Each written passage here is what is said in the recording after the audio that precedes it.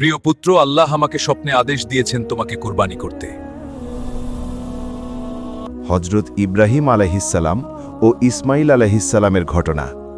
ভিডিওটি না টেনে শেষ পর্যন্ত দেখি। চলুন শুরু করা যাক।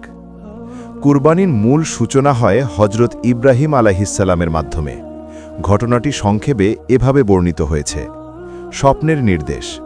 হজরত ইব্রাহিম আলাইহিসসালাম একটি স্বপ্ন দেখলেন যে তিনি তার প্রিয় পুত্র হজরত ইসমাইল আলাইহিসসালামকে আল্লাহর পথে কুরবানি করছেন। নবীদের স্বপ্ন ওহির সমতুল্য, তাই এটি ছিল আল্লাহর নির্দেশ। পিতা পুত্রের সংলাপ। ইব্রাহিম আলাইহিসসালাম পুত্র ইসমাইল আলাইহিসসালামকে বললেন, হে আমার পুত্র, আমি স্বপ্নে দেখলাম যে তোমাকে কুরবানি করছি, তোমার মতামত কি? ইসমাইল আলাইহিসসালাম নির্দ্বিধায় জবাব দিলেন, হে আমার পিতা, আপনাকে যা নির্দেশ দেওয়া হয়েছে তা পালন করুন। আল্লাহ চাইলে আপনি আমাকে ধৈর্যশীলদের মধ্যে পাবেন। সূরা আস-সাফফাত ১০২। শয়তানের প্রতিবন্ধকতা। কুরবানির স্থান মিনায় যাওয়ার পথে শয়তান ৩ বার ইব্রাহিম আলাইহিসসালাম ও তার পরিবারকে বাধা দেওয়ার চেষ্টা করে। প্রতিবার তারা শয়তানকে পাথর মেরে তাড়িয়ে দেন, যা আজকের হজের জামারাতে পাথর নিক্ষেপের মূল ভিত্তি। কুরবানির মুহূর্ত। ইব্রাহিম আলাইহিসসালাম পুত্রকে কাত করে শুইয়ে কুরবানির জন্য প্রস্তুত হলেন।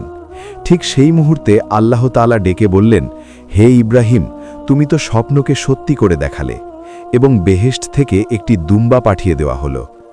আল্লাহর পুরস্কার। ইসমাইল আলাইহিসসালামের পরিবর্তে সেই দুম্বা কুরবানি হল।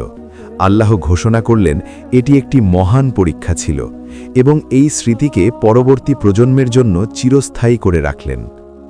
আদম আলাইহিসসালামের পুত্রদের কুরবানির ঘটনা। এর আগেও কুরবানির উল্লেখ পাওয়া যায় হজরত আদম আলাইহিসসালামের 2 পুত্র হাবিল ও কাবিলের ঘটনায়। উভয়েই আল্লাহর কাছে কুরবানি পেশ করেছিল। হাবিলের কুরবানি অর্থাৎ একটি উৎকৃষ্ট পশু কবুল হয়েছিল। কাবিলের অর্থাৎ কিছু শস্য হয়নি। এই ঘটনা সূরা মাইদায় ৫:২৭ বর্ণিত হয়েছে। ইসলামে কুরবানির বিধান।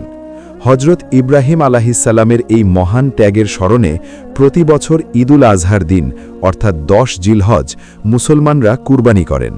এটি আল্লাহর প্রতি আনুগত্য ও ত্যাগের প্রতীক। ভিডিওটি কেমন হয়েছে? ভালো লেগে থাকলে আমাদের চ্যানেলটি সাবস্ক্রাইব করে পাশে থাকা বেল আইকনটি বাজিয়ে দিবেন ও কমেন্ট করে জানিয়ে দেবেন। আরও হ্যাঁ, লাইক শেয়ার করে অন্যান্য বন্ধুর দেখার সুযোগ করে দেবেন।